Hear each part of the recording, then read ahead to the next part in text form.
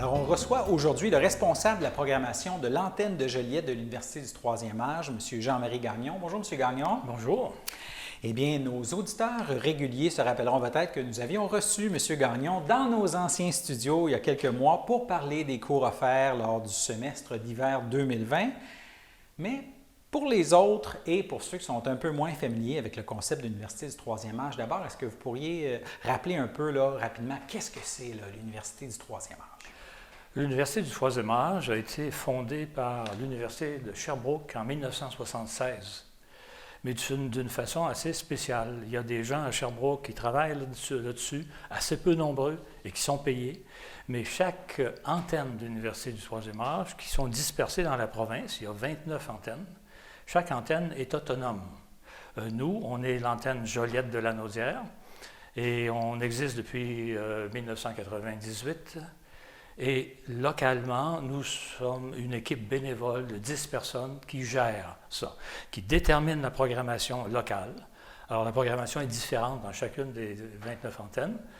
Et on détermine la programmation locale, on gère localement la recherche de locaux, la location, l'inscription se fait aussi localement. Mais globalement, on s'arrange pour chacune de nos sessions d'automne, sessions d'hiver, essayer d'arriver à peu près kiff-kiff entre les dépenses de location, les dépenses de salaire pour les profs, les dépenses de frais de déplacement des profs, et l'argent qui rentre, d'une certaine façon, avec les inscriptions des étudiants. Et peut-être important de mentionner que ce ne sont pas des cours qui sont avec des examens à la fin ou des travaux à rendre. Non, effectivement, on parle d'université du troisième âge. Si on se réfère à l'université, c'est que ce serait peut-être des cours qu'on pourrait appeler auditeurs libres, dans le sens que ces cours-là ne sont pas sujets à des examens. Et on ne demande pas aux étudiants de nous prouver qu'ils ont un diplôme du secondaire ou du cégep ou de quoi que ce soit avant d'entrer. En fait, pour venir à l'Université du troisième âge, il faut être capable de prendre des cours sur semaine, 2 jours. Donc, ça s'adresse essentiellement aux retraités. On dit les 50 ans et plus. Et puis, sur semaine, 2 jours, on fait nos cours. Et les gens viennent, assistent aux cours. Nos cours sont donnés pour la plupart par des professeurs qui sont retraités, professeurs de cégep ou même d'école secondaire ou d'université, qui ont pris leur retraite, qui désirent enseigner encore, qui ont encore le goût d'enseigner, qui veulent partager leurs connaissances, mais sans avoir de leur côté l'obligation de faire des examens. Tester les gens, donner des notes, corriger et tout ça. Donc, c'est la plus belle partie de l'enseignement, du métier d'enseignant qui leur permet de vivre, qu'on leur permet de vivre encore. Et donc, pas de correction du côté des profs, pas d'examen du côté des étudiants. Donc, c'est une belle façon de passer le temps. Ça permet de parfaire sa culture générale. Bien sûr, bien sûr. Et lors de votre dernier passage dans nos studios, vous aviez évoqué la possibilité que l'antenne de l'Université du Troisième Âge de Joliette puisse commencer à offrir des cours à Berthier dans un avenir approché. Et il y a un premier cours qui est sur le point de se concrétiser sur le territoire de Berthier. Oui, on espère bien que le cours va pouvoir se concrétiser, effectivement. Ce cours-là a été choisi sur la base que des étudiantes de Berthier avaient demandé à M. Régent Parent, qui est notre professeur, de venir donner un cours aussi à Berthier parce qu'elles avaient beaucoup apprécié un des cours qu'elle avait suivi avec lui à Joliette.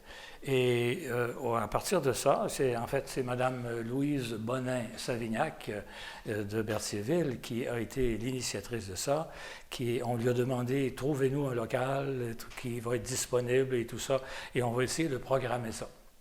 Et effectivement, on a pu le faire.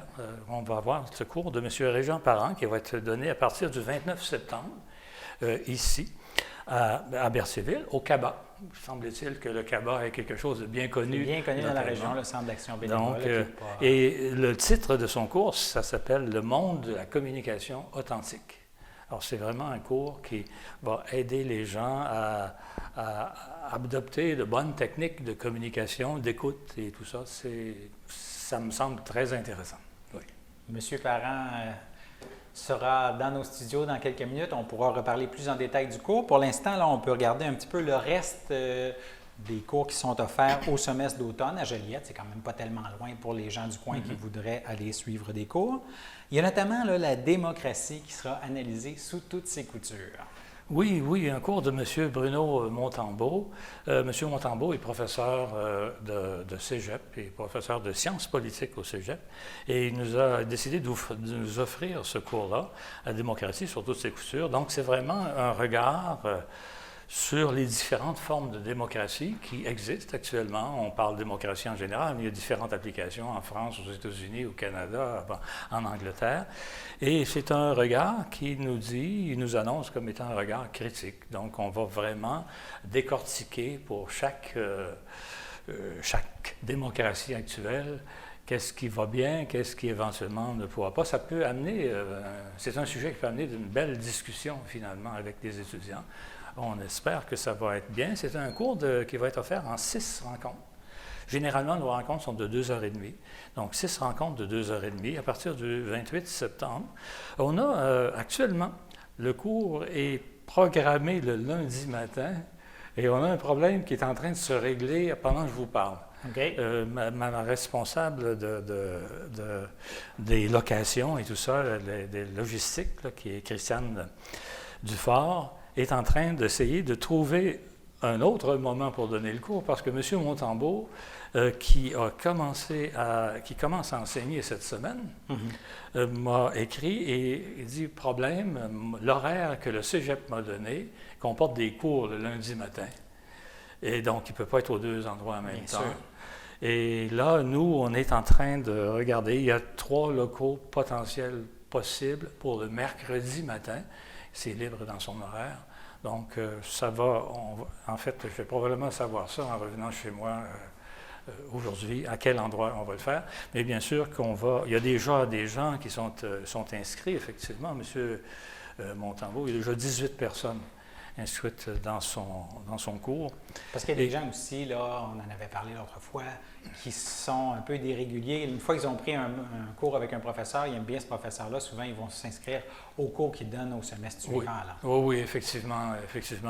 On a des demandes, des fois des nouveaux profs, et les gens nous disent on l'a adoré et tout ça, on veut le revoir encore. Bon, c'est pas toujours possible de l'avoir au semestre suivant, mais l'année suivante, parce qu'on prépare notre programmation 1 an à l'avance. Actuellement, la programmation d'automne 2020 a été élaborée l'automne passé, entre septembre et novembre à peu près. Donc, il faut rejoindre les gens 1 an à l'avance, surtout les gens bien en demande. Et puis, il y a même des professeurs qu'il faut y aller 2 ans et 2 ans et demi à l'avance parce qu'ils sont beaucoup en demande. Au niveau de l'histoire, il y a un cours sur la Rome antique. Oui, ça va nous donner un superbe bon cours.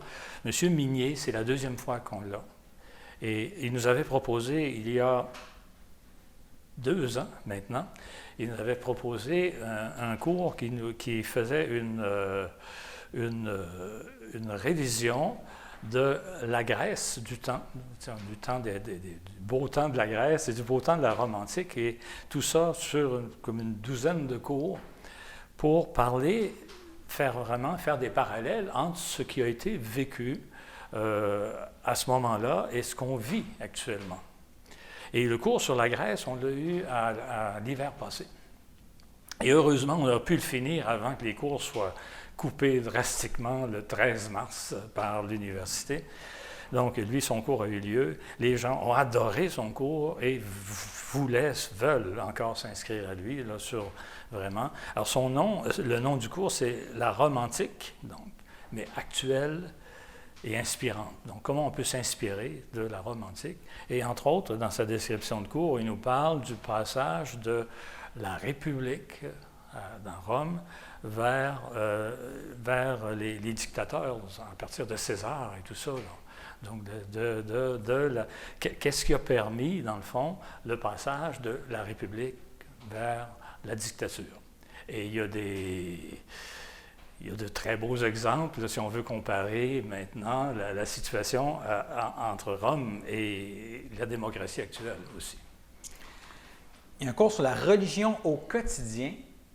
Ça s'inscrit dans un courant religieux en particulier ou c'est... Non, la religion au quotidien, c'est vraiment M. Bradley qui nous a proposé ça. Et les gens s'inscrivent bien actuellement au cours de M. Bradley. C'est vraiment 4 rencontres de 2h30 où M. Bradley va analyser comment vivent au quotidien, par exemple, des gens qui sont juifs, pratiquants. Quelle est leur vie au quotidien? L'islam aussi. On a le vaudou là-dedans. Alors, une semaine sur le vaudou. Et l'autre est, si je me souviens bien, sur le bouddhisme. Et c'est vraiment un spécialiste. M. Bradley, qu'on a depuis quelques années, et c'est un de ses professeurs qui est redemandé de session en session parce que les gens l'adorent. Il a un style assez particulier. Et il est beaucoup demandé. C'est un spécialiste, particulièrement, lui, de l'Inde et des différentes religions de l'Inde et tout ça. Il est allé chercher un doctorat en sciences religieuses et il est très bien, puis en histoire, donc il est très apprécié, très bon prof. On regarde un peu qu'est-ce qui est offert comme cours à l'automne. Il y a aussi un cours là, qui m'intrigue, 4 personnages et leur histoire. Qui sont ces 4 personnages qu'ils ont choisis? Ces 4 personnages et leur histoire, cours de M. François Vinet. M. François Vinet, je vous dis en passant, était prof prof d'histoire au secondaire. De géographie aussi. Moi, je l'ai eu en géographie. Histoire et géographie, exactement. Polyvalent de Paul Arsenault, entre autres. Oui. Et puis, quand il a pris sa retraite, c'était au moment de la fondation de l'UTA à Joliette en 1998, on lui a demandé de donner un premier cours. Et il en donne à notre antenne depuis ce temps-là. Il en donne l'automne, il en donne l'hiver. Généralement, il nous faisait des séries de 8 cours de 2h30, donc 20 heures au total. Et puis, il nous a informé récemment que, il voulait s'enligner graduellement vers sa 2e retraite. Donc, il va s'en tenir maintenant à 4 rencontres de 2h30 par session. Alors, 4 personnages et leur histoire. Ces 4 personnages vont être Talleyrand, la reine Victoria, Louise Michel, et je dois avouer que je ne sais pas qui est Louise Michel, là, avant qu'on me pose la question. À découvrir. Et Louis Riel. D'accord. Alors, 4, donc une rencontre 2h30 sur chaque personnage, sur Louis Riel, sur Talleyrand et tout ça. Et M. Vinet, c'est un cours classique, dans le sens que M. Vinet n'arrive pas avec des projections puis les belles images et tout ça. Ces images, il les crée verbalement, il s'installe là et il nous donne un cours et les gens suivent. C'est un excellent professeur, un extraordinaire professeur écoutez, dans le temps où il nous donnait des cours de 8 rencontres, de 20 heures par session, il en avait 11 cours comme ça, qui répétaient, donc qui donnaient l'une à la suite de l'autre. Et avec ça, on faisait pour nous 5 ans et demi. Et au bout des 5 ans et demi, on commence. Ouais. Alors, les gens, généralement, aiment... beaucoup de gens ont suivi la série des 11 et arrivent au bout, ils disent malheureusement, il va falloir quitter M. Vinet. C'est un excellent professeur. Très apprécié. Pour les amateurs de musique, il y a un cours sur Beethoven. Oui, bien sûr, c'est le 250e anniversaire de la mort de Beethoven. Et M. Maurice Réaume, va nous offrir ce cours sur Beethoven, monument incontournable de la musique. Ça va être un cours, là aussi, de 4 rencontres et 4 thèmes. Première rencontre, Beethoven, le tragique et le mélancolique. Deuxième, Beethoven, l'héroïque et le révolutionnaire. Beethoven, le sentimental et l'amoureux. Et en 4e, Beethoven, le philosophe et le mystique. Ça va nous donner, bien sûr, un cours où on fait beaucoup d'écoute de musique, mais où Maurice Réaume, qui est un excellent professeur, mais en fait, je vous dis toujours un excellent, mais ils le sont pratiquement tous, là. Je ne vous dirai pas qui parmi eux est juste bon, mais c'est des très bons professeurs. Alors, M. Surayaume, qu'on a depuis quelques années aussi, nous fait de très, très belles conférences. J'ai cru voir aussi que pour les amateurs de littérature, il y a un cours qui portera sur un immortel québécois d'adoption, Dany Laferrière et son œuvre. Oui, ça c'est dans le cadre des conférences qu'on a, des conférences du mercredi, qui est en fait culture et civilisation. Ces conférences du mercredi après-midi ont ceci de particulier qu'on fait 4 conférences, mais au lieu que ce soit le même professeur, c'est 4 professeurs différents qui viennent, qu'on invite et qu'on invite parce qu'on sait qu'ils ont enseigné ailleurs et qu'ils ont fait des sujets très, très, très intéressants. Et dans le cas de M. Laferrière, il s'agit d'une conférence qui va être donnée le 14 octobre, vraiment sur Dany Laferrière, son parcours et son œuvre, par un professeur qui est nouveau pour nous, René Robitaille, qui va venir nous faire ça. Et ces conférences-là, ces 4 conférences-là peuvent être, on peut s'y inscrire, soit les 4 ensemble. Généralement, les frais sont autour de 6 $ de l'heure. Donc, nos 4 conférences font 10 heures, ça nous fait 60 $. Et on peut aussi en choisir seulement 2 sur 4. Alors, les sujets étant bien différents, si je vous parle de culture et civilisation, là, cette première série, on va avoir un cours sur les icônes, 1000 ans d'histoire, avec un nouveau prof aussi, Alexander Schelleschau. Le cours sur Dany Laferrière, en 2e. La 3e, c'est celle qui a obtenu jusqu'ici le plus d'inscriptions. C'est une conférence sur les élections américaines de 2020. Et ça va avoir lieu le 21 octobre, c'est-à-dire à peu près 2 semaines avant les cours. Et on fait venir Vincent Boucher, qui est un spécialiste de la politique américaine à l'école Raoul Dandurand de l'UQAM. Et M. Boucher, Vincent, qu'on voit à la télévision de temps en temps, on le voit de plus en plus, là. Les commentateurs politiques, bien sûr, sont très en demande de ce temps-là. Et il va venir nous parler, donc, des élections américaines de 2020. Et ça va être une très belle conférence. Et la 4e, c'est une conférence sur la mer de Champlain, donc faite par un paléontologue, Michel Di Virgilio, nouveau prof aussi. En fait, sur les 4 profs de cette série-là, on a 3 qui sont vraiment nouveaux. M. Boucher, on l'a déjà eu. Donc, vraiment sur la mer de Champlain et qu'est-ce que ça nous donne en termes de fossiles et de tout ça.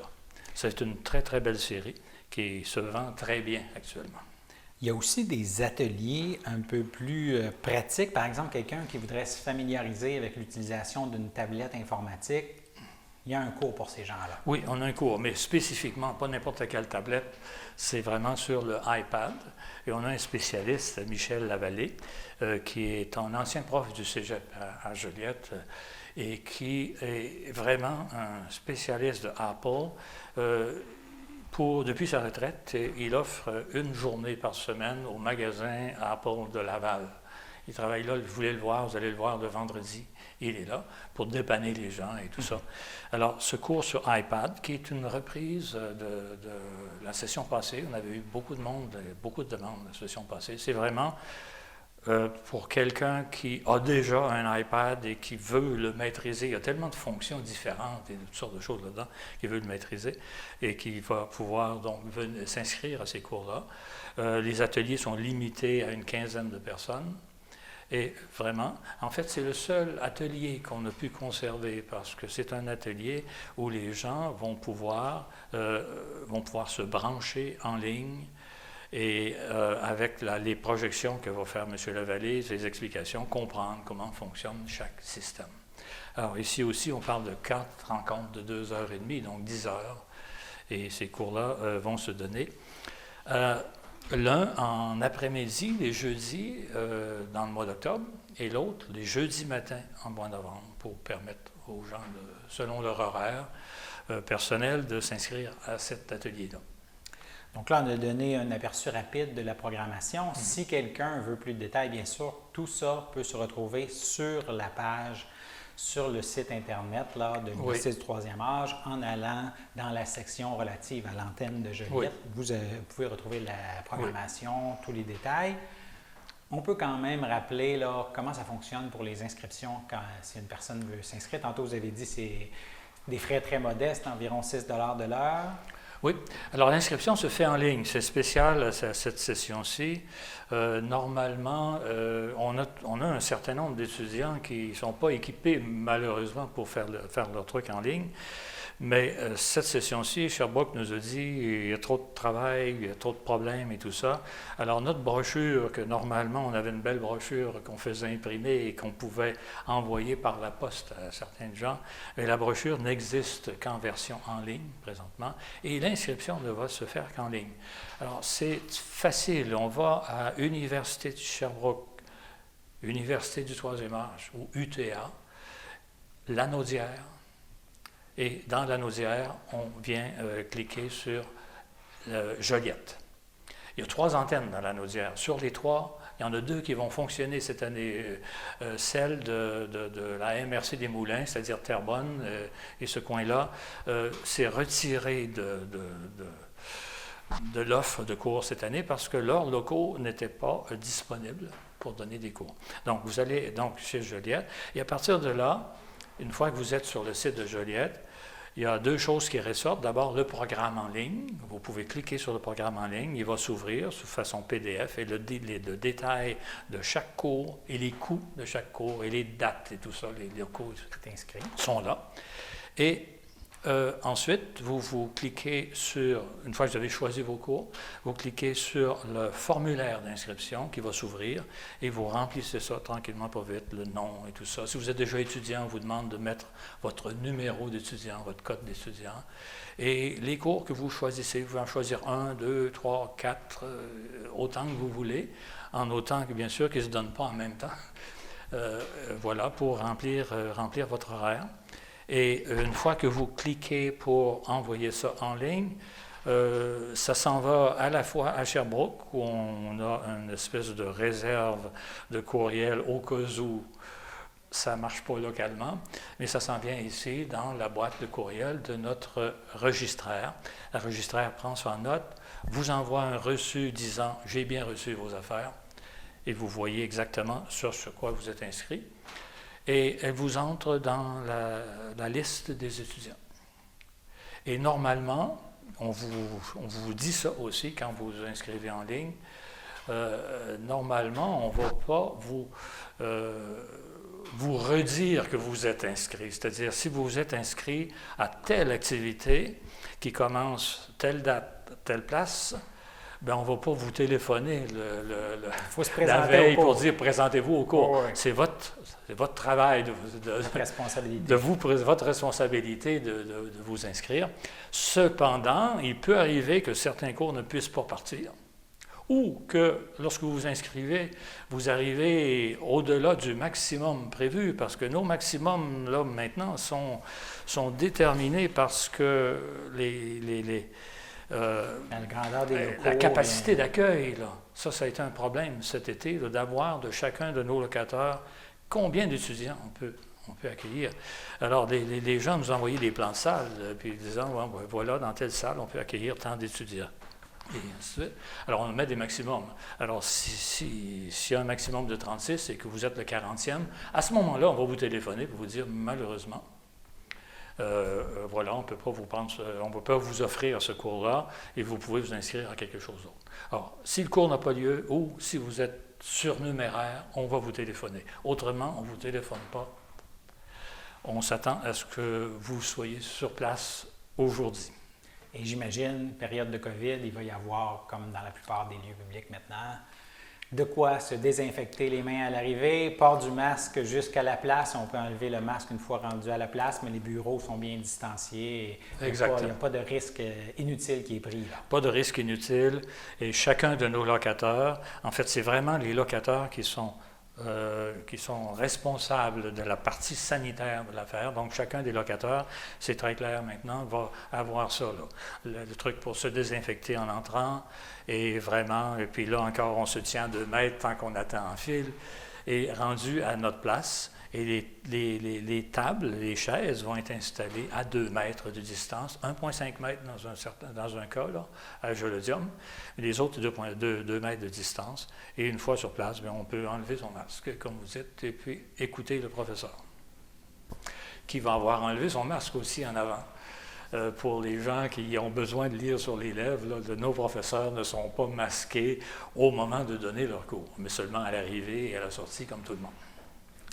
Excellent. Alors, les gens peuvent aller s'inscrire en ligne dès maintenant. Oui, bien sûr. Les dates limites, Il y a encore de la place dans beaucoup de nos activités. Il y en a peut-être une ou deux qui sont sur le bord de fermer. Alors, c'est le temps de le faire. Notre inscription se fait jusqu'au 11 septembre. En fait, on pourra s'inscrire encore après, mais les inscriptions qui sont rentrées au 11 septembre, nous, on se réunit après pour prendre des décisions.